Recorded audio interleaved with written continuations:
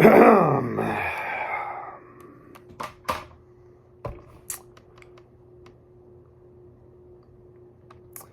Carano just came out with a statement saying that she was going to sue Lucasfilm and Disney with the backing, financially and legally, from Elon Musk.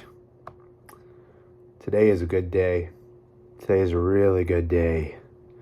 Yes. And for all those people out there that like to be like, oh, you support Gina Carano. She was saying anti-Semitic things, anti-vaxxer tweets. Oh, you sad little cancel pigs. You little cancel pigs get all mad when Gina was just expressing a little bit of common sense. Just a tad bit of common sense and that weird Hollywood echo chamber shit that y'all are used to.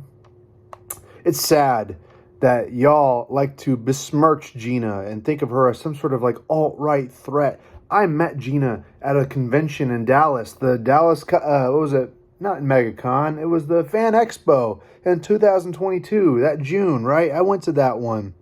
Gina is a sweet person. Gina's a nice person. If y'all met her, if y'all knew who she was as a person, you know, y'all would think differently. But y'all don't think differently because y'all like to be in your little NPC echo chamber, you know, narrative-driven, you know, lives. Y'all chose to, you know, cancel Gina because she didn't fit the narrative. Even though we're supposed to believe all women, we're supposed to say that the Force is female. Lucasfilm is fucking garbage. And they have not recovered from the firing of Gina Carano. Gina Carano was more than just fired, by the way. Gina Carano was canceled, which means that she was kicked on the way out of the door. They called her names. They called her racist, homophobe, transphobe, TERF. And they did this to a woman. They try to push this feminist message, this intersectional feminist like agenda in Hollywood. But all of a sudden, Gina Carano is the one that stepped out of line, the one that rebelled, the one that stood up for the fans and stood up for herself and stood up for all the people who thought similar to her just to get shot down. And her manager, you know, her guild didn't back her. They let her go, so she couldn't get a job in Hollywood after that. She wasn't just fired from one job. She can't get a job in Hollywood anymore because she didn't comply to the narrative. Because she wouldn't let them stick her body up with some sort of fluid, if you know what I mean. And that could be more than one thing, to be honest with you. But it's so sweet to see that cancel culture is finally getting its day. It's finally getting the day of judgment.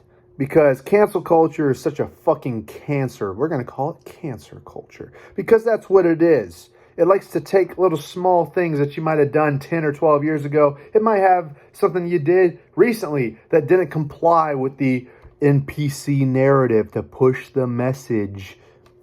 And then take that thing against you and then turn your life upside down, swat you, arrest you, put you in jail. It is some dystopian nightmare fuel. But guess what? Cancel pigs can only oink. Cancel pigs can only cry and moan like the bunch of bitches that they are. So you know what? Today is a day to celebrate. Today is a day to celebrate Gina Carano suing Disney and Lucasfilm. This is, you know, I'm not the first person to come out with this news. You know, this is, you know, a couple days old, I think. By a time of recording, I think it's about a day old recording. Well, day old news at time of recording is what I meant to say. But it feels great. It really does. And I know I sound kind of like dark and menacing. And like, no, bro. I'm actually kind of tired right now. I'm just like, I had a long week. But I'm happy. I'm genuinely happy. And I can't wait to see where this ends up, you know, going in the long run. But this is a victory. This is why this woke movement, this progressive anti-American, anti-civilian fucking movement. I'll go ahead and go as far as to say it's anti-civilian. Anytime a narrative or a group of people or a governmental system turns on its people by using weaponized language, weaponized, you know, sort of mentalities like this, with cancel culture, y'all are basically fucking Nazis. I'll go ahead and just say that. The people that call people like me Nazis are literally called socialists They called themselves socialists. I want y'all to remind y'all who the National Socialist Party was during World War II. I'll just let y'all Google that so you know which side you're actually rooting for. But yeah, when we look at, say, Gina Carano, who got canceled for making a tweet or a post about how people were treated differently back then. People, Jews in particular, were sent to concentration camps because they thought differently, because they were different. And so basically, there could be an allegory for Republicans, but she says in her tweet recently that she wasn't trying to make an allegory between Jews and Republicans, just the people who get canceled, right?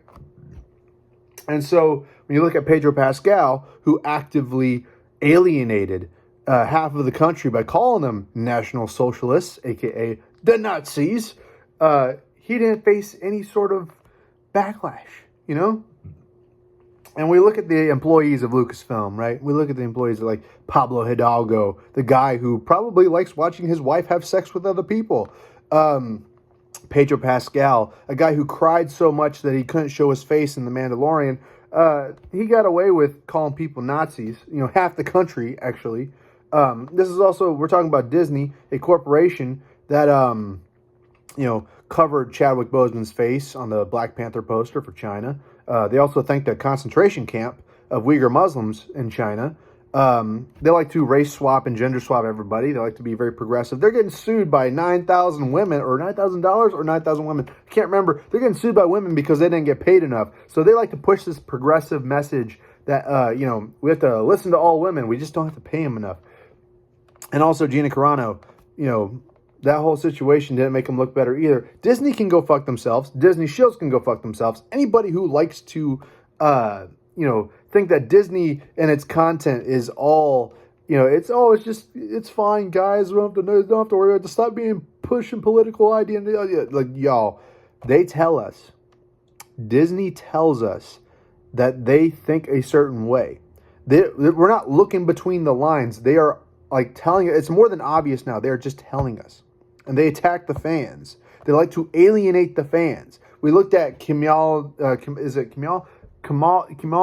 Nanjiani, the Indian guy from the Eternals.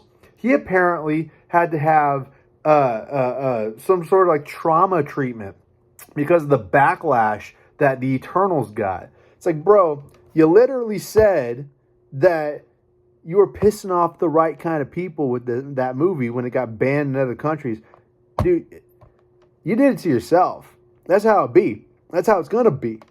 So when we look at this Gina Carano situation, Gina did nothing wrong. And I stand with Gina, especially after meeting her, after seeing how nice she was, how kind she was.